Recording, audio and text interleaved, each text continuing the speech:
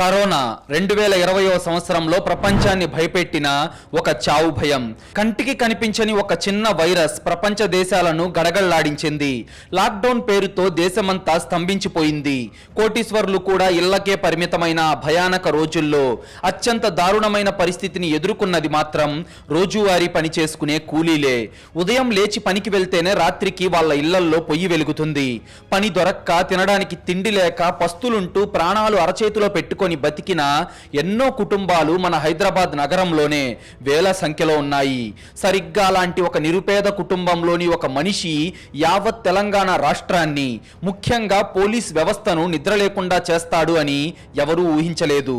ఇది ఒక కల్పిత కథ కాదు. 2020 డిసెంబర్ నెలాఖరున హైదరాబాద్ను వణికించిన ఒక అత్యంత దారుణమైన ఘటన. అది హైదరాబాద్లోని జూబ్లీ హిల్స్ ఏరియా. ఎటు చూసినా ఆకాశాన్ని తాకే బిల్డింగులు, కోటీశ్వర్లు ఉండే ఆ ప్రాంతంలోనే రోజు కూలీ పనికి వెళ్లి బతికే కూలీలు ఉండే చిన్న చిన్న బస్తీలు కూడా ఉన్నాయి. అక్కడే వెంకటమ్మ అనే 50 ఏళ్ల మహిళ తన భర్త అనంతయ్య, 3 పిల్లలతో కలిసి ఒక చిన్న గదిలో అద్దెకుంటుంది. భార్యాభర్తలు ఇద్దరూ కూలీలే. రోజు ఒకే మేస్త్రి దగ్గర వాళ్లకు పనుండేది కాదు. ఎక్కడ ఇల్లు కడుతుంటే అక్కడికి వెళ్ళాలి. ఉదయం 5 గంటలకే నిద్రలేచి గబగబా వంట చేసి పిల్లలను వాళ్ల పనులకు పంపి ఉదయం 7:30 గంటలకల్లా భార్యాభర్తలిద్దరూ యూసుఫ్ గూడ సమీపంలోని లేబర్ అడ్డాకు చేరుకుంటారు. అక్కడికి వచ్చే కాంట్రాక్టర్లు, మేస్త్రీలు తమకు నచ్చిన కూలీలను బేరం మాట్లాడుకొని ఆటోల్లో పనికి తీసుకెళ్తారు. ఆ రోజు పని దొరికితే పూట గడుస్తుంది, లేదంటే పస్తులుండాల్సిందే. ఒక్క నిమిషం ఊహించుకోండి, పొద్దున్నే పని కోసం వెళ్ళిన ఆ ఇంటి ఇల్లాలు సాయంత్రం ఇంటికి రాకపోతే ఆ కుటుంబం పడే ఆవేదన ఎలా ఉంటుందో కదా. అందులోనూ అది కరోనా టైం. తినడానికి తిండి లేక అల్లాడుతున్న ఆ కూలీ బతుకుల్లో ఈ రోజు రాబోయే చీకటి నిజంగా ఊహించనిది. ఆ రోజు ఆ కూలీల అడ్డా దగ్గర ఏం జరిగిందో ఇప్పుడు చూద్దాం. అది 2020 డిసెంబర్ 30వ తేదీ. చలికాలం కావడంతో ఉదయం నుంచే వాతావరణం కొద్దిగా మబ్బు పట్టుంది. ఎప్పటిలాగే వెంకటమ్మ, అనంతయ్య ఇద్దరు పని కోసం అడ్డాకు వెళ్లారు. ఎవరికి దొరికిన పనికి వాళ్ళు విడివిడిగా వెళ్లిపోయారు. సాధారణంగా పనికి వెళ్లిన కూలీలు సాయంత్రం 6 గంటలకల్లా ఇంటికి చేరుకుంటారు. ఆ రోజు సాయంత్రం 6 గంటలకు అనంతయ్య పని ముగించుకొని ఇంటికొచ్చాడు. ఇంటి బయట పిల్లలున్నారు, కానీ వెంకటమ్మ ఇంకా రాలేదు. బహుశా పనిచేసే సైట్ ఎక్కడో ఊరి చివర ఉండుంటుందని, బస్సు దొరక్క లేట్ అయ్యిందేమో అని అనంతయ్య అనుకున్నాడు. కనీసం ఫోన్ చేసి కనుక్కుందామంటే వాళ్ళ దగ్గర ఒక్క ఫోన్ కూడా లేదు. సమయం రాత్రి 7 గంటలవుతుంది, 8 అవుతుంది, 9 కూడా దాటిపోయింది. కానీ వెంకటమ్మ రాలేదు. అనంతయ్య గుండెల్లో ఏదో తెలియని కంగారు మొదలైంది. తన భార్య ఎప్పుడు ఇంత రాత్రి వరకు బయట ఉండేది కాదు. వెంటనే చుట్టుపక్కల గుడిసెల్లో ఉన్న వాళ్లను, తనకు తెలిసిన మేస్త్రీలను అడిగాడు. అయితే ఆ రోజు వెంకటమ్మ ఏ సైట్కి వెళ్ళిందో, ఎవరితో వెళ్ళిందో ఎవరికీ తెలియదు. ఆ రాత్రంతా అనంతయ్య, అతని పిల్లలు అన్నం తినకుండా రోడ్ల మీద పడి వెతుకుతూనే ఉన్నారు. మరుసటి రోజు డిసెంబర్ 31వ తేదీ. ఎక్కడా భార్య ఆచూకీ దొరక్కపోవడంతో అనంతయ్య నేరుగా జూబ్లీ హిల్స్ పోలీస్ స్టేషన్ కు వెళ్లి ఏడుస్తూ తన భార్య వెంకటమ్మ కనిపించడం లేదని మిస్సింగ్ కేసు ఫైల్ చేశాడు. ఆ రోజు రాత్రి కొత్త సంవత్సరం సెలబ్రేషన్స్ ఉండటం వల్ల ఎక్కడ చూసినా తాగి రోడ్ల మీద పడిపోయే వాళ్ళు, యాక్సిడెంట్లు, గొడవలతో పోలీసులకు ఊపిరి పీల్చుకునే సమయం కూడా ఉండదు. అయినా సరే ఒక పేద మహిళ మిస్సింగ్ కేసును సీరియస్ గా తీసుకున్న పోలీసులు చుట్టుపక్కల ప్రాంతాల్లో ఆమె కోసం 4 రోజుల పాటు గాలించారు. కానీ వెంకటమ్మ ఆచూకీ ఎక్కడా దొరకలేదు. ఆ రోజు జనవరి 4, 2021. అది హైదరాబాద్ కు సుమారు 40 కిలోమీటర్ల దూరంలో మేడ్చల్, మల్కాజ్గిరి జిల్లా పరిధిలోని ఘట్కేసర్ పోలీస్ స్టేషన్ లిమిట్స్ లో అంకుశాపూర్ అనే ఒక చిన్న రైల్వే స్టేషన్ ఉంది. ఆ రైల్వే ట్రాక్ పక్కన ఒక మహిళ చెత్త ఏరుకొని అమ్ముకుంటూ బతుకుతుంటుంది. ఆ రోజు మధ్యాహ్నం చెత్త ఏరుకుంటూ పొదల వెనక్కి వెళ్లిన ఆ మహిళకు విపరీతమైన వాసన రావడం మొదలైంది. ఏదైనా కుక్క చచ్చిపోయిందేమో అని ముక్కు మూసుకొని కొద్దిగా ముందుకెళ్లి చూసింది. అంతే, అక్కడ ఉన్న దృశ్యాన్ని చూసిన ఆమె కళ్ళు బైర్లు కమ్మాయి. గట్టిగా అరుచుకుంటూ రైల్వే స్టేషన్ వైపు పరుగులు తీసింది. ఎందుకంటే ఆ పొదల్లో గుర్తుపట్టలేనంతగా ఛిద్రమై కాలిపోయి ఉన్న ఒక మహిళ శవం పడి ఉంది. ఒక మహిళ మృతదేహం అంత కిరాతకంగా దొరకడం అంటే ఇది మామూలు మామూలు మర్డర్ కాదు అనిపిస్తుంది కదా. ముఖం గుర్తుపట్టలేని విధంగా రాయితో కొట్టి పెట్రోల్ పోసి కాల్చేశారంటే ఆ హంతకుడు ఎంతటి రాక్షసుడో అర్థం చేసుకోవచ్చు. కానీ ఆ కాలిపోయిన మృతదేహం దగ్గర దొరికిన ఆ చిన్న కాగితం ఈ కేసును ఎలా మలుపు తిప్పుతుందో ఇప్పుడు చూద్దాం. స్టేషన్ మాస్టర్ ఇచ్చిన సమాచారంతో ఘట్కేసర్ పోలీసులు హుటాహుటిన అక్కడికి చేరుకున్నారు. శవాన్ని దగ్గరికి వెళ్లి చూసిన పోలీసులకే ఒక క్షణం ఒళ్ళు జలధరించింది. హంతకుడు అత్యంత కిరాతకంగా ఆ మహిళను చంపేశాడు. తల మీద ఒక పెద్ద బండరాయితో పదే పదే కొట్టడంతో ఆమె ముఖం పూర్తిగా నుజ్జైపోయింది. ఆ తర్వాత ఆ గుర్తుపట్టలేని ముఖం మీద పెట్రోల్ లాంటి ఏదో లిక్విడ్ పోసి నిప్పంటించేశాడు. పైభాగమంతా సగం కాలిపోయి పురుగులు పట్టి అత్యంత దారుణమైన స్థితిలో ఉంది ఆ డెడ్ బాడీ. ముఖం చూసి ఆమె ఎవరో గుర్తుపట్టడం దాదాపుగా అసాధ్యం. అప్పటికే మిస్సింగ్ కేసుల కోసం వెతుకుతున్న పోలీసులకు ఈ శవం ఎవరిదో కనిపెట్టడం మొదటి సవాలుగా మారింది. పోలీసులు క్లూస్ టీమ్ ను రంగంలోకి దించారు. అక్కడ ఉన్న ఒక మహిళా కానిస్టేబుల్ ఆ మృతదేహం ఒంటి మీద ఏదైనా ఆధారం దొరుకుతుందేమో అని వెతకడం ప్రారంభించింది. పల్లెటూరి ఆడవాళ్లకి తమ దగ్గర ఉన్న డబ్బులను, ముఖ్యమైన కాగితాలను తమ బ్లౌజ్ లోపల దాచుకోవడం అలవాటు. దాంతో లేడీ కానిస్టేబుల్ ఆ యాంగిల్లో వెతగ్గా కాలిపోయిన మహిళ బ్లౌజ్ లోపలి భాగంలో మడత పెట్టి ఉన్న ఒక చిన్న కాగితం ముక్క దొరికింది. ఆ కాగితం అంచులు కాలిపోయి ఉన్నాయి. దాన్ని జాగ్రత్తగా ఓపెన్ చేసి చూడగా దాని మీద ఒక ఫోన్ నెంబర్ రాసుంది. కానీ దురదృష్టం ఏంటంటే 10 అంకెల ఆ మొబైల్ నంబర్లో చివరి అంకె పూర్తిగా చెరిగిపోయింది. కేవలం మొదటి 9 అంకెలు మాత్రమే స్పష్టంగా కనిపిస్తున్నాయి. అదొక డెడ్ ఎండ్ అని పోలీసులు అనుకోలేదు. చివరి అంకె ఏదైనా సరే అది 0 నుంచి 9 మధ్యలోనే కదా ఉండాలి. పోలీసులు ఆ 9 అంకెలకు చివర 0, 1, 2, 3, 4 ఇలా వరుసగా కలుపుకుంటూ 10 రకాల నెంబర్లకు ఫోన్ చేయడం మొదలు పెట్టారు. కొన్ని నెంబర్లు స్విచ్ ఆఫ్ అని వస్తున్నాయి, మరి కొన్నేమో రాంగ్ నెంబర్లు వచ్చాయి. చివరగా ఒక నెంబర్ రింగ్ అయింది. అటువైపు నుంచి ఒక వ్యక్తి హలో అనగా మేం పోలీసులం, ఈ నెంబర్ ఎవరిది, నీ పేరేంటి అని గట్టిగా అడగగానే సార్ నా పేరు చిన్నయ్య, నేను లేబర్ అడ్డా దగ్గర కూలీలను కాంట్రాక్టర్లకు మాట్లాడే బ్రోకర్ని సార్ అని చెప్పాడు ఆ వ్యక్తి. అతనికి విషయం అంతా చెప్పి నీ నంబర్ ఈమె దగ్గర ఎందుకుంది అని పోలీసులు నిలదీయగా సార్ ఒక 5 రోజుల క్రితం వెంకటమ్మ అనే మహిళ పని కోసం నా దగ్గరకు వచ్చింది. ఇప్పుడేం పనులు లేవు, రేపు రా చూద్దామని నా నెంబర్ ఇచ్చాను, ఆవిడే రాసుకొని ఉంటుంది అని చెప్పాడు చిన్నయ్య. వెంకటమ్మ అనే పేరు వినగానే ఘట్కేసర్ పోలీసుల బుర్రలో ఒక లైట్ వెలిగింది. వెంటనే పోలీస్ కంట్రోల్ రూమ్ కు కాంటాక్ట్ చేసి ఆ పేరుతో ఎక్కడైనా మిస్సింగ్ కేసులు ఉన్నాయా అని ఆరా తీశారు. అయితే జూబ్లీహిల్స్ పోలీస్ స్టేషన్ లో డిసెంబర్ 31న నమోదైన వెంకటమ్మ మిస్సింగ్ కేసు మ్యాచ్ అయ్యింది. వెంటనే జూబ్లీహిల్స్ పోలీసులకు వెంకటమ్మ భర్త అనంతయ్యకు సమాచారం ఇచ్చి అంకుశాపూర్ రైల్వే స్టేషన్ దగ్గరకు రప్పించారు. ఆ ఛిద్రమైన మృతదేహాన్ని, ఆమె కట్టుకున్న చీరను చూడగానే అనంతయ్య గుండెలు పగిలేలా ఏడుస్తూ ఇది నా పెళ్ళామే సార్ అని నేల మీద పడిపోయాడు. వెంకటమ్మ శవం దొరికింది. ఆమెను అత్యంత కిరాతకంగా చంపేశారని కన్ఫర్మ్ అయింది. కానీ చంపిందెవరు, ఎందుకు చంపారు? సాధారణంగా ఒక మర్డర్ కేసులో బాధితురాలికి చివరిగా కాంటాక్ట్ లో ఉన్న వ్యక్తే ముఖ్య అనుమానితుడు అవుతాడు. ఆ లెక్కన చూసుకుంటే పోలీసుల ముందున్న ఏకైక అనుమానితుడు బ్రోకర్ చిన్నయ్య. దాంతో వాడిని అదుపులోకి తీసుకొని పోలీస్ స్టైల్లో ఇంట్రాగేట్ చేశారు. డిసెంబర్ 30వ తేదీ ఉదయం నుంచి వాడు ఆ వెంకటమ్మకు ఒక్క ఫోన్ కాల్ కూడా చేయలేదని, ఆమె నుంచి కూడా వాడికి ఫోన్ కాల్ రాలేదని తేలింది. పైగా ఆ సమయంలో వాడి లొకేషన్ ఎక్కడో దూరంగా ఉంది అని తెలిసి పోలీసులు వాడిని వదిలేశారు. బ్రోకర్ చిన్నయ్య ప్రైమ్ సస్పెక్ట్ కాకపోతే ఆ రోజు ఆ అడ్డా దగ్గర వెంకటమ్మ ఎవరితో వెళ్ళింది? ఇక్కడే పోలీసులకు అసలు సవాల్ మొదలైంది. వందలాది సీసీటీవీ కెమెరాలు, ఫేస్ కి మాస్క్, కిల్లర్ వేసిన ఆ పక్కా ప్రొఫెషనల్ స్కెచ్ ఏంటో ఇప్పుడు బయటపడుతుంది. ఇక పోలీసుల ముందున్న ఏకైక బ్రహ్మాస్త్రం సీసీటీవీ ఫుటేజ్. వెంకటమ్మ పని కోసం వెళ్లిన యూసుఫ్గూడ బస్టాండ్ చుట్టుపక్కల ప్రాంతాల్లోని వందలాది సీసీటీవీ కెమెరాలను పోలీసులు జల్లెడ పట్టడం మొదలుపెట్టారు. ప్రతి నిమిషం ఫుటేజ్ ను కన్నార్పకుండా చూశారు. అలా కొన్ని గంటల పాటు వెతికిన తర్వాత ఒక కెమెరాలో వెంకటమ్మ ఆకారం కనిపించింది. బస్టాండ్ దగ్గర పని కోసం ఎదురు చూస్తున్న ఆమె దగ్గరికి ఒక గుర్తు తెలియని వ్యక్తి నడుచుకుంటూ వచ్చాడు. వాడి వయస్సు సుమారు 45 ఏళ్లుంటాయి. వాడి ఒంటి మీద లైట్ కలర్ ప్యాంటు మరియు షర్ట్ ఉన్నాయి. వాడు కూడా చూడటానికి అచ్చం ఒక కూలీలాగే ఉన్నాడు. కానీ వాడి ముఖానికి ఒక పెద్ద మాస్క్ వేసుకొని ఉన్నాడు. కరోనా సమయం కావడంతో మాస్క్ పెట్టుకొని ఉండటం వల్ల వాడి మీద ఎవరికీ ఎలాంటి అనుమానం రాలేదు. ఆ మాస్క్ వేసుకున్న వ్యక్తి వెంకటమ్మతో 5 నిమిషాలు ఏదో మాట్లాడాడు. ఆ తర్వాత ఏమైందో ఏమో తెలియదు కానీ వెంకటమ్మ కూడా వాడితో పాటు నడుస్తూ వెళ్లిపోయింది. ఇద్దరూ కలిసి మెయిన్ రోడ్డుకు వచ్చి ఒక ఆటో ఎక్కారు. పోలీసులు ఆ ఆటో నెంబర్ ట్రేస్ చేసి ఆ రూట్ మ్యాప్ ను ట్రాక్ చేశారు. ఆ ఆటో ఒక మెట్రో స్టేషన్ దగ్గర ఆగింది. వాళ్ళిద్దరూ అక్కడ దిగేశారు. అక్కడి నుంచి నడుచుకుంటూ వెళ్లి ఒక వైన్ షాప్ లోకి వెళ్లారు అని తెలిసి పోలీసులు వెంటనే ఆ వైన్ షాప్ ఓనర్ ను విచారించారు. అవును సార్, ఒక కూలీ ఒక మహిళ వచ్చారు, ఇద్దరూ కలిసి మందు తాగారు. సాధారణంగా కూలీ పనులు చేసుకునే భార్యాభర్తలు ఇలాగే వస్తుంటారు సార్, అందుకే నేను పెద్దగా పట్టించుకోలేదు, వాళ్ళు బిల్లు కట్టేసి వెళ్లిపోయారు అని చెప్పాడు ఆ వైన్ షాప్ ఓనర్. ఆ వైన్ షాప్ లో సీసీటీవీ కెమెరాలు లేవు. బయట ఉన్న కెమెరాల్లో చూస్తే ఆ వ్యక్తి వైన్ షాప్ లోకి వెళ్లేటప్పుడు బయటకు వచ్చేటప్పుడు ఎక్కడా కూడా తన ముఖం మీద ఉన్న మాస్క్ ని ఇంచు కూడా కిందకు జారకుండా అత్యంత జాగ్రత్త పడ్డాడు. సీసీటీవీ కెమెరాలు ఎక్కడెక్కడ ఉన్నాయో తెలిసిన ఒక పక్కా ప్రొఫెషనల్ క్రిమినల్ లాగా ఎక్కడా కెమెరాల కంటికి చిక్కకుండా నడుచుకుంటూ వెళ్తున్నాడు. వాడి కదలికలు చూసి పోలీసులకే చెమటలు పట్టాయి. ఇలాంటి వాడు ఒక సాధారణ కూలీ ఎలా అవుతాడు? ఖచ్చితంగా వీడు పోలీస్ రికార్డుల్లో ఉన్న ఒక పాత నేరస్తుడే అని వాళ్లకు అర్థమైంది. కానీ వాడి ముఖం దొరకందే వాడెవరో ఎలా తెలుస్తుంది? అప్పుడే పోలీసులకు ఒక అద్భుతమైన ఐడియా వచ్చింది.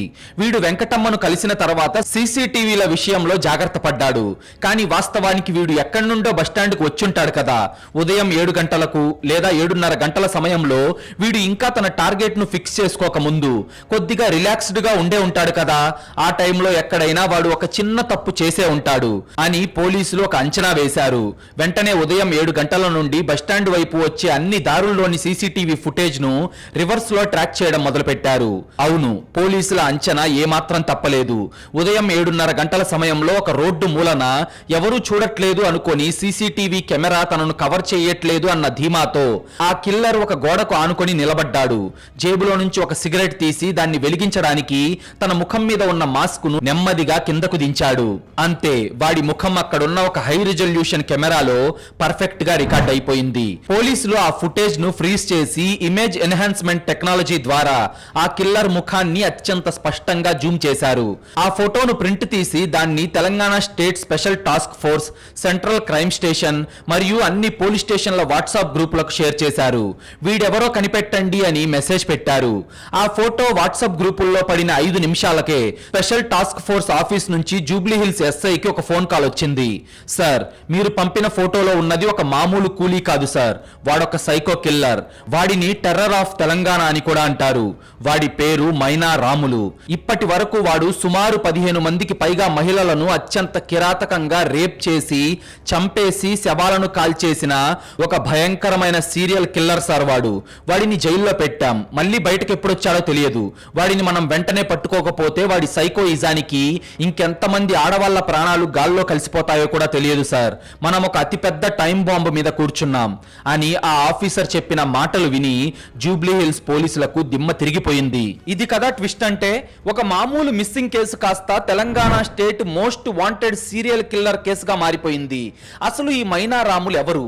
వాడికి ఈ సైకో బుద్ధి ఎలా పుట్టింది? యావజ్జీవ కారాగార శిక్ష పడిన వాడు బయట ఎలా తిరుగుతున్నాడు? వాడు 15 మంది మహిళలను ఎందుకు చంపాడు? యావజ్జీవ కారాగార శిక్ష పడిన ఒక కిల్లర్ జైలు గోడల నుంచి, మెంటల్ హాస్పిటల్ నుంచి ఎలా తప్పించుకున్నాడు?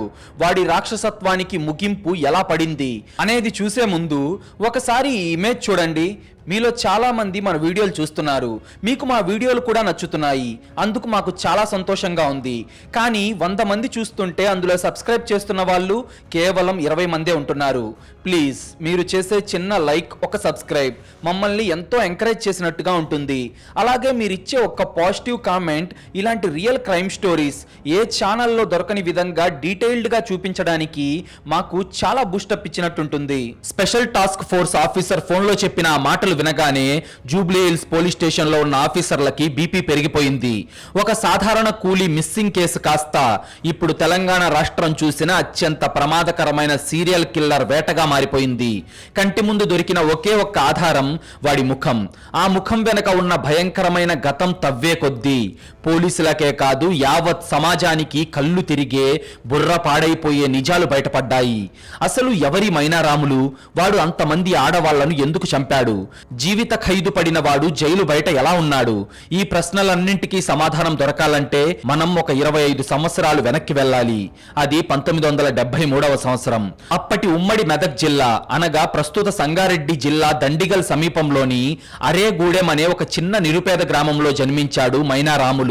కడుపు నిండా 3 పూటల అన్నం తినడం కూడా ఆ కుటుంబానికి ఒక కళ. పేదరికం వాడికి బడికి వెళ్లే అదృష్టాన్నివ్వలేదు. దాంతో చిన్న వయసులోనే క్వారీల్లో రాళ్లు కొట్టే పని పనికి వెళ్లడం మొదలుపెట్టాడు. ఎండనక వాననక ఆ క్వారీలో రాళ్లతో పాటు వాడి జీవితం కూడా అరిగిపోతూ వచ్చింది. కాలం గడిచింది. వాడికి 21 సంవత్సరాలు వచ్చాయి. తల్లిదండ్రులు ఎంతో ముచ్చటపడి పక్క ఊరు నుంచి ఒక అమ్మాయిని చూసి వాడికిచ్చి పెళ్లి చేశారు. ఒక అందమైన భార్య తన జీవితంలోకి రావడంతో ఇక తన జీవితం బాగుపడుతుంది అని మైనా రాములు ఎన్నో కలలు కన్నాడు. కానీ ఆ సంతోషం కనీసం 6 నెలలు కూడా నిలవలేదు. వాడి భార్య వాడు పనికి వెళ్లిన సమయంలో పక్క ఊరిలో ఉన్న వేరే కుర్రాడితో లేచిపోయింది. ఒక మనిషి సైకో కిల్లర్ గా ఎందుకు మారతాడో ఈ సీన్ మనకు చెప్తుంది. భార్య మోసం చేయడం అనేది వాడి బుర్రలో ఒక డార్క్ సైకాలజీని క్రియేట్ చేసింది. ఆ కోపం, మందు మత్తు కలిసి వాడిని ఎలా ఒక రాక్షసుడిగా మార్చాయో వింటే మీకు వెన్నులో వణుకు పుడుతుంది. ఒక సామాన్యుడి జీవితంలో భార్య వేరే వాడితో పారిపోతే ఏడ్చి బాధపడి ఆ తర్వాత మర్చిపోయి వేరే పెళ్లి చేసుకొని బతుకుతాడు. కానీ మైనా రాములు సైకాలజీ మాత్రం వేరు. భార్య చేసిన మోసం వాడి సబ్ కాన్షియస్ మైండ్ లో ఒక భయంకర అగ్నిపర్వతాన్ని రాజేసింది. నా భార్య నన్ను మోసం చేసింది అంటే ఆడవాళ్ళంతా మోసగత్తలే. డబ్బు కోసం, సుఖం కోసం ఆడవాళ్ళు ఎంతకైనా తెగిస్తారు. వాళ్ళందరినీ శిక్షించాలి అనే ఒక సైకలాజికల్ ఉన్మాదం వాడి నరాల్లో పాకుతూ వచ్చింది. దానికి తోడు ఆ బాధను మర్చిపోవడానికి విపరీతమైన తాగుడికి బానిసయ్యాడు.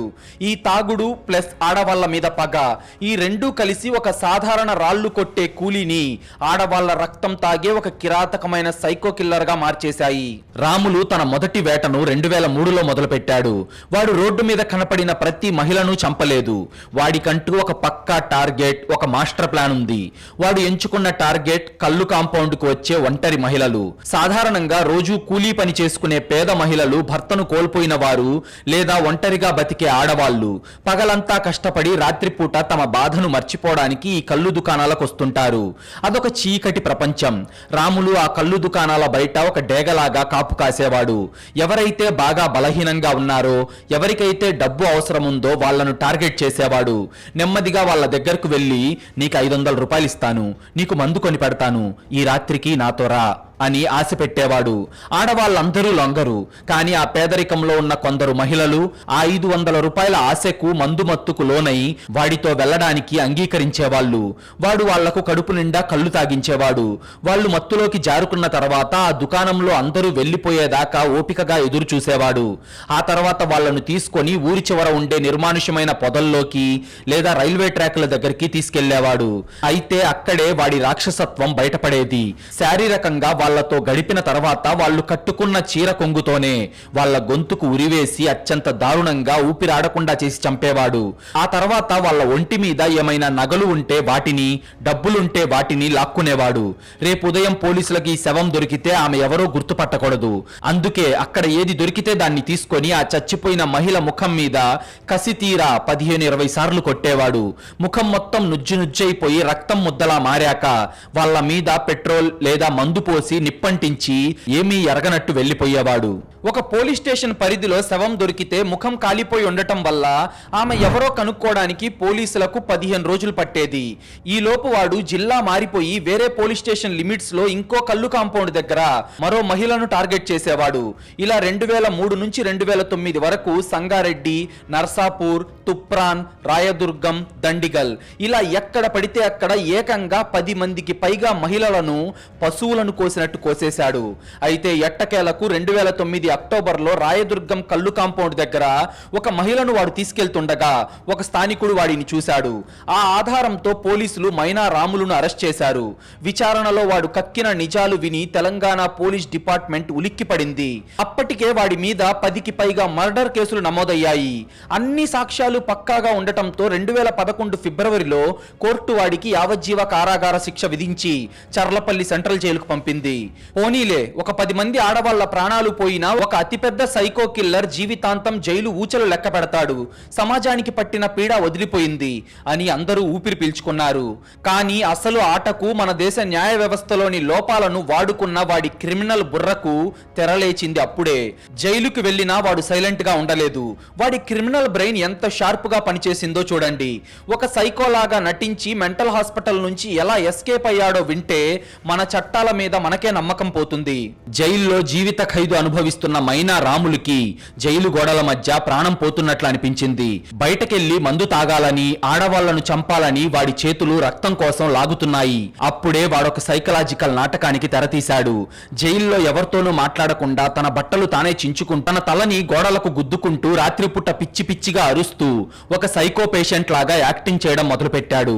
వాడి నాటకాన్ని నిజమే అని నమ్మిన జైలు అధికారులు వీడికి పిచ్చి పట్టింది, ఇక్కడుంటే తోటి ఖైదీల ప్రాణాలకు రిస్క్ అని రిపోర్ట్ రాసి వాడికి చికిత్స అందించడానికి 2011 చివర్లో ఎర్రగడ్డ మెంటల్ హాస్పిటల్ కి తరలించారు. అదే వాడు ఎదురు చూస్తున్న పర్ఫెక్ట్ టైం. సెంట్రల్ జైలు నుంచి తప్పించుకోవడం అసాధ్యం, కానీ మెంటల్ హాస్పిటల్ నుండి తప్పించుకోవడం చాలా ఈజీ. దాంతో 2011 డిసెంబర్ నెలలో ఒక రోజు రాత్రి హాస్పిటల్లోని సెక్యూరిటీ కళ్ళు గప్పి తనతో పాటున్న మరో 5గురు పిచ్చివాళ్లైన ఖైదీలను కలుపుకొని ఆ హాస్పిటల్ గోడ దూకి దర్జాగా పరారైపోయాడు. మానసిక వైద్యశాల నుంచి తప్పించుకున్న వాడు అడవుల్లోకో వేరే రాష్ట్రానికో పారిపోలేదు.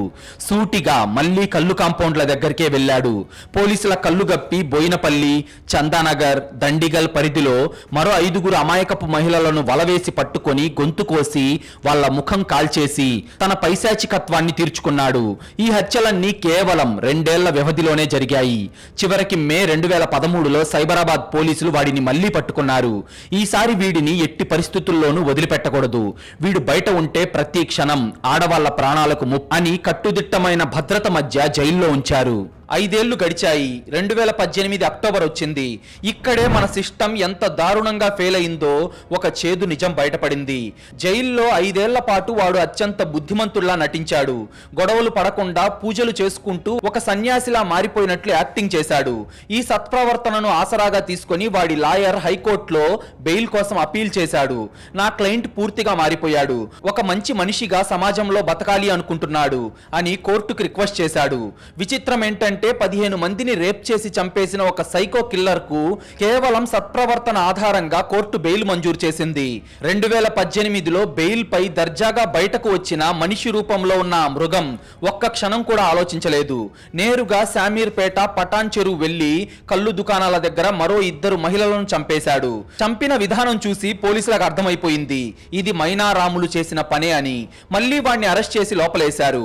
అయితే ఇక్కడితో కథ ముగిసిపోలేదు. వాడి అదృష్టమో మన సమాజం చేసుకున్న దౌర్భాగ్యమో కానీ 2020లో కరోనా మహమ్మారి వచ్చింది. జైళ్లలో రద్దీని తగ్గించడానికి కొందరు ఖైదీలను స్పెషల్ పెరోల్ మరియు బెయిల్ మీద విడుదల చేయాలని సుప్రీంకోర్టు సూచించింది. అయితే ఆ మైనా రాములు గాడి లాయర్ మళ్లీ ఇదే అవకాశాన్ని వాడుకున్నాడు. జూలై 31, 2020న మైనా రాములు మళ్లీ బెయిల్ మీద జైలు నుంచి బయటకు వచ్చాడు. ఇలా ఒక సీరియల్ కిల్లర్ పదే పదే చట్టంలోని లొసుగులను పట్టుకొని బయటకు రావడం, బయటకొచ్చిన ప్రతిసారి ఆడవాళ్ల నెత్తురు తాగడం చూసి పోలీస్ వ్యవస్థ చాలా అవమానానికి గురైంది. జూలై నెలలో బయటకు వచ్చిన వాడు కొన్నాళ్లు సైలెంట్ గా ఉన్నాడు. మళ్లీ డిసెంబర్ 10, 2020న బాలానగర్ కల్లు కాంపౌండ్ దగ్గర 35 ఏళ్ల ఒక గుర్తు తెలియని మహిళను వలలో వేసుకున్నాడు. ఆమెను సిద్దిపేట పరిధిలోని జప్తా సింగయ్యపల్లి వద్ద గొంతుకోసి చంపాడు. ఎప్పటిలాగే చీరతో ఉరివేసి రాయితో తలపగలగొట్టి పారిపోయాడు. ఆ తర్వాత సరిగ్గా 20 రోజులకే డిసెంబర్ 30వ తేదీన జూబ్లీ హిల్స్ యూసఫ్గూడ లేబర్ అడ్డా దగ్గర పని దొరక్క దీనంగా ఎదురు చూస్తున్న వెంకటమ్మ వాడి కంటపడింది. డబ్బులిస్తాన్ రా అని ఆమెను మభ్యపెట్టి తీసుకెళ్లి అంకుశాపూర్ రైల్వే ట్రాక్ దగ్గర అత్యంత దారుణంగా చంపేశాడు. అయితే వెంకటమ్మ మర్డర్ మిస్టరీకి ఇప్పుడు ఎండ్ కార్డు పడబోతుంది. కానీ ఒక సైకో కిల్లర్ ని, అది మళ్ళీ అండర్ గ్రౌండ్ లోకి వెళ్లిపోయిన వాడిని పట్టుకోవడం అంటే మామూలు మాటలు కాదు. ఆ 8 టాస్క్ ఫోర్స్ టీమ్స్ చేసిన ఆపరేషన్ మనకి మాత్రం థ్రిల్లింగ్ ఇస్తుంది. ఇప్పుడు మనం తిరిగి 2021 జనవరి 5వ తేదీకొద్దాం. జూబ్లీ హిల్స్ పోలీసులకు సిస్టమ్ ఎక్కడ ఫెయిల్ అయిందో అర్థమైంది. ఒక సీరియల్ కిల్లర్ బెయిల్ మీద బయటున్నాడు. వాడు ఈ రోజు వెంకటమ్మను చంపాడు అంటే వాడు రేపు ఇంకో మహిళను టార్గెట్ చేసే ఉంటాడు కదా. వాడికి ఆడవాళ్లను చంపడం అనేది ఒక వ్యసనం లాగా మారిపోయింది. ఒక్క క్షణం మనం లేట్ చేసినా సరే వాడి చేతిలో మరో ప్రాణం పోవడం ఖాయమని వెంటనే హైదరాబాద్ సిపి అంజనీ కుమార్, రాచకొండ సిపి మహేష్ భగవత్ రంగంలోకి దిగారు. 2 కమిషనరేట్ల పోలీసులతో కలిపి ఏకంగా 8 స్పెషల్ టాస్క్ ఫోర్స్ టీమ్స్ ఏర్పాటయ్యాయి. వాడి ఫోటోలు ప్రతి బస్ స్టాండ్, ప్రతి రైల్వే స్టేషన్ అణువణువు అతికించారు. కానీ మైనా రాములు చాలా స్మార్ట్. వాడు మొబైల్ ఫోన్ వాడడు, ఎందుకంటే పోలీసులు ట్రాక్ చేస్తారని. ఒకే దగ్గర నిద్రపోడు, ఎప్పుడూ మాస్క్ తీయడు. ఒక దెయ్యంలాగా ఎక్కడో దాక్కున్న వాడిని పట్టుకోవడం ఎలా? 8 పోలీస్ బృందాలు వాడి కోసం జల్లెడ పడుతున్న సమయంలోనే షాకింగ్ గా ఒక పోలీస్ టీం కు వాడి ఆచూకీ దొరికింది. అది కూడా వాడు మరొక కల్లు కాంపౌండ్ దగ్గర మరో మహిళను తీసుకెళ్లడానికి బేరమాడుతున్న సమయంలో. అయితే వాడు పోలీసుల కంట ఎలా పడ్డాడు? వాడిని పట్టుకునే క్రమంలో జరిగిన హై వోల్టేజ్ ఆపరేషన్ ఏంటి? ఎట్టకేలకు ఆ సైకో కిల్లర్ అరెస్ట్ అయ్యాక విచారణ గదిలో వాడు కక్కిన కళ్ళు చెదిరే నిజాలేంటి? కోర్టు వాడికిచ్చిన ఫైనల్ తీర్పేంటి అనేది చూసే ముందు మీరు ఈ వీడియోని ఇప్పటిదాకా చూసుంటే మీకు ఈ వీడియో నచ్చే ఉంటుంది అని నేను అనుకుంటున్నాను. ఒకవేళ నిజంగా మీకు గనక ఈ వీడియో నచ్చుంటే ఈ వీడియో కింద హైప్ బటన్ కనిపిస్తుంది, అక్కడ క్లిక్ చేసి హైప్ ఇస్తే మీలాంటి మంచి ఆడియన్స్ మరికొంతమందికి ఈ వీడియో రికమెండ్ అవుతుంది. మన ఇంట్లోని ఆడపిల్ల పెళ్ళై భర్తతో వేరే దేశానికి వెళ్లిన 48 గంటల్లోనే కనిపించకుండా పోతే ఎలా ఉంటుందో ఊహించడానికే భయంకరంగా ఉంటుంది కదా. కానీ కేరళలో జరిగిన స్మితా జార్జ్ కేసులో ఇది నిజంగానే జరిగింది. ఈ కథలో మీరు ఊహించని మలుపులుంటాయి. ఈ కేసు గురించి చాలా డీటెయిల్డ్ గా నిన్న ఒక వీడియో అప్లోడ్ చేశాం. కానీ యూట్యూబ్ ఎర్రర్ వల్ల వీడియో చాలా మందికి కనిపించలేదు. మీకు గనక ఇంట్రెస్ట్ ఉంటే ఆ వీడియో ఒకసారి చూడండి. ఆ వీడియో లింక్ ఈ వీడియో కింద కామెంట్స్ లో పిన్ చేసి పెడతాను, అక్కడి నుండి కూడా చూడొచ్చు. అవి హైదరాబాద్ నడిబొడ్డున ఉన్న బోరబండ, యూసుఫ్ గూడ ప్రాంతాలు. అది జనవరి 25, 2021 సాయంత్రం 8 స్పెషల్ టాస్క్ ఫోర్స్ బృందాలు మఫ్టీలో అణువణువు గాలిస్తున్నాయి. బోరబండ సమీపంలోని ఒక కల్లు కాంపౌండ్ దగ్గర మైనా రాములు ఉన్నాడని, కానీ వాడిని పట్టుకోవడం అంత సులభం కాదు. వాడు ఏ క్షణంలోనైనా జనం మధ్యలో కలిసిపోతాడు, లేదా ఏదైనా ఆయుధంతో దాడి చేసి తప్పించుకోగలడు.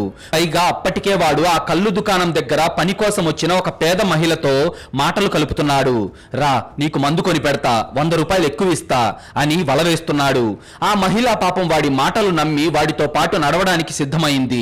మరో 5 నిమిషాలు లేట్ అయితే మైనా రాములు చేతిలో మరో ప్రాణం గాల్లో కలిసిపోయేదే.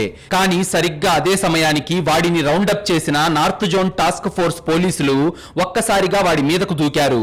చుట్టుపక్కల ఏం జరుగుతుందో వాడికి అర్థమయ్యే లోపే 4 బలమైన పోలీసులు వాడిని నేలకేసి నొక్కిపట్టి చేతులకు సంకెళ్లు వేశారు. ఆ సైకో కిల్లర్ కళ్ళల్లో అప్పుడు కూడా ఎలాంటి భయం లేదు, ఒక రకమైన ప్రశాంతత తప్ప. పెద్ద ప్రమాదం నుంచి బయటపడిన ఆ మహిళకు అప్పుడు అర్థం కాలేదు, తన పక్కన నిలబడిన వాడు ఒక సాధారణ కూలీ కాదని, 18 మంది ఆడవాళ్ల రక్తం తాగిన రాక్షసుడు అని.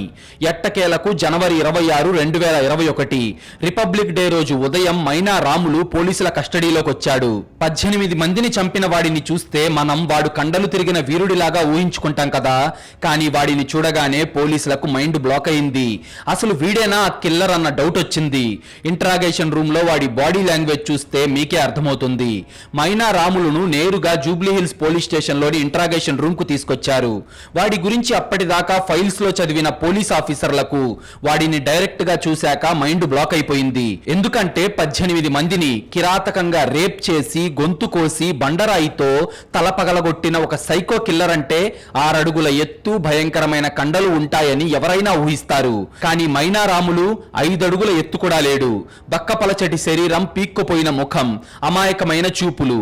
రోడ్డు మీద ఎవరైనా వీడిని చూస్తే జాలి పడేలాగా అచ్చం ఒక అమాయకుడిలాగా ఉన్నాడు. వాడిని చూసిన ఒక కానిస్టేబుల్, సార్ వీడా 18 మందిని చంపింది, వీడిలో అంత బలం ఎక్కడుంది సార్ అని ఆశ్చర్యపోయాడు. కానీ పోలీసులకు బాగా తెలుసు వాడి బలం కండల్లో లేదు, వాడి క్రిమినల్ బ్రెయిన్ లో ఉందని. ఇన్స్పెక్టర్ లోపలికొచ్చి, ఏంట్రా రాములు మళ్ళీ మొదలు పెట్టావా? మొన్న ఘట్కేసర్ దగ్గర వెంకటమ్మను చంపింది కూడా నువ్వే కదరా అని గట్టిగా అడిగాడు. దానికి రాములు చాలా ప్రశాంతంగా, ముఖంలో ఎలాంటి కంగారు లేకుండా, లేదు సార్, ఆ వెంకటమ్మ ఎవరో కూడా నాకు తెలియదు. నేను జైలు నుంచి వచ్చాక కూలీ పని చేసుకుంటూ సైలెంట్ గా ఉంటున్నాను సార్.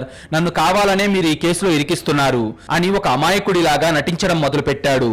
వాడి వాయిస్ లో కనీసం వణుకు కూడా లేదంటే మీరు నమ్ముతారా? అయితే పోలీసులు లాఠీలు తీసి 4 దెబ్బలు తగిలించినప్పటికీ వాడు నాకేం తెలియదు అనే మాటనే పదే పదే చెప్తున్నాడు. పోలీసులు ఇక మాటలతో లాభం లేదనుకొని వాడి ముందు ఒక ల్యాప్టాప్ ఓపెన్ చేశారు. యూసుఫ్ కూడా లేబర్ అడ్డా దగ్గర వెంకటమ్మతో వాడు మాట్లాడుతున్న సీసీటీవీ ఫుటేజ్ ను వాడి కళ్ళ ముందు ప్లే చేశారు. ఆ తర్వాత వాడు గోడ చాటున మాస్క్ కిందకు కిందకు దించి సిగరెట్ తాగుతున్న ఆ హై రిజల్యూషన్ ఫోటోను వాడి కళ్ళ ముందు పడేశారు. ఇప్పుడు చెప్పరా, ఈ ఫోటోలో ఉన్నది నువ్వు కాదా? మర్యాదగా నిజం చెప్తావా లేదంటే నిన్ను ఎన్కౌంటర్ చేసి పారేయమంటావా అని ఇన్స్పెక్టర్ గట్టిగా అరిచాడు. ఆ ఫుటేజ్ చూడగానే మైనా రాములు ముఖంలో రంగు మారిపోయింది. తాను ఎంత జాగ్రత్త పడినా ఎక్కడ దొరికిపోయాడో వాడికి అర్థమైంది. ఒక 2 నిమిషాలు తలదించుకొని సైలెంట్ గా ఉన్నవాడు నెమ్మదిగా తల పైకెత్తి ఒక వికృతమైన నవ్వు నవ్వుతూ, అవును సార్, ఆ వెంకటమ్మను చంపింది నేనే. డిసెంబర్ 10వ తారీఖున బాలానగర్ లో దొరికిన ఆడదాన్ని చంపింది కూడా నేనే సార్ అని ఏమాత్రం పశ్చాత్తాపం లేకుండా చాలా గర్వంగా నేరాన్ని ఒప్పుకున్నాడు. పోలీసు విచారణలో వాడు కక్కిన నిజాలు వింటుంటే పోలీసులకి రక్తం మరిగిపోయింది. ఒరే రాక్షసుడా, అసలు ఆడవాళ్ళు నీకేం అన్యాయం చేశారా? వాళ్ళని ఎందుకంత దారుణంగా చంపావు అని ఇన్స్పెక్టర్ అడగ్గా దానికి మైనా రాములు ఇచ్చిన సమాధానం ఒక సైకో ఆలోచన విధానానికి నిలువెత్తు నిదర్శనం. నా భార్య నన్ను వదిలేసి వేరే వాడితో లేచిపోయినప్పుడే నా మనసు చచ్చిపోయింది సార్. ఆడవాళ్ళందరూ మోసగత్తలే. డబ్బు కోసం, మందు కోసం వాళ్ళు దేనికైనా తెగిస్తారు. నేను వాళ్లకు డబ్బు ఆశ చూపించగానే పెళ్ళైన వాళ్ళు కూడా నాతో రావడానికి రెడీ అయిపోయారు సార్. అది చూశాక నాకు ఆడవాళ్ల మీద అసహ్యం వేసింది. అందుకే వాళ్ళను అనుభవించి ఆ తర్వాత ఉరివేసి చంపేవాణ్ణి. ఆ క్షణంలో వాళ్ళు ప్రాణాల కోసం గిలగిల్లాడుతుంటే నా భార్యనే చంపినంత కిక్కొచ్చేది సార్ నాకు. ఆ మజా కోసమే నేను ఇన్ని హత్యలు చేశాను అని చెప్పాడు రాములు. అన్ని హత్యలు చేసినందుకు వాడు ఏమాత్రం సిగ్గుపడటం లేదు, బాధపడటం లేదు. వాడి దృష్టిలో వాడు ఒక యమధర్మరాజు. సమాజంలో ఉన్న ఆడవాళ్ళందరికీ తాను శిక్ష విధిస్తున్నాను అన్న ఒక భ్రమలో బతుకుతున్న ఒక పచ్చి రాక్షసుడు వాడు. ఆ ముఖం కాలిపోయిన వెంకటమ్మ దగ్గర దొరికింది కేవలం 100 రూపాయలు, ఒక చిన్న వెండి పట్టీలు మాత్రమే. ఆ 100 రూపాయల కోసం వాడు ఒక నిండు ప్రాణాన్ని, 3 పిల్లల తల్లిని కిరాతకంగా బలి తీసుకున్నాడు. ఈ సైకో మాటలు వింటుంటే మీకు కూడా రక్తం మరుగుతుంది కదా. ఒకళ్ళు తప్పు చేస్తే దానికి ఇంకెవరికో శిక్ష వేయడం ఏంటి? కానీ ఈసారి కోర్టు వాడికి ఇచ్చిన తీర్పు మాత్రం మళ్ళీ వాడు బయటకు రాకుండా లాక్ చేసింది. ఆ జడ్జిమెంట్ ఏంటో ఇప్పుడు చూద్దాం. మైనా రాములను అరెస్ట్ చేసిన తర్వాత పోలీసులు వాడిని మీడియా ముందు ప్రవేశపెట్టారు.